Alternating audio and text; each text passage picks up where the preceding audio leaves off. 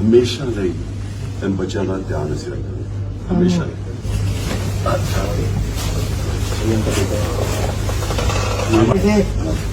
मेरा शादी होगा 14 तेरे बच्चे जान कुर्बान करके। अच्छा ये भी थी। हाँ जी तेरे पीछे जान कुर्बान कर गया मेरा शेर। ये उनके भाई हैं।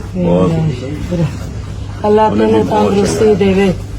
मैं थोड़े वास्ते दुआ मंगा। ਅਸੀਂ ਉਹਨੂੰ ਹੀਰੋ ਸਮਝਦੇ ਹਾਂ ਉਹਦੇ ਲਈ ਇਨਸ਼ਾਅੱਲਾ ਅਸੀਂ ਜਿਸ ਵੇਲੇ ਵੀ ਅੱਲਾਹ ਨੇ ਮੌਕਾ ਦਿੱਤਾ ਨਾ ਉਹਦੇ ਲਈ ਬੜਾ ਅਵਾਰਡ ਵੀ ਅਨਾਉਂਸ ਕਰਾਂਗੇ। ਮੈਂ ਇਹ ਵੀ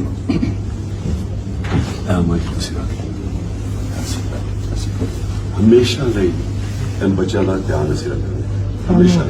आमीन। ਇਹ ਵੀ ਤੁਸੀਂ मेरे बच्चे इन्हों का रखा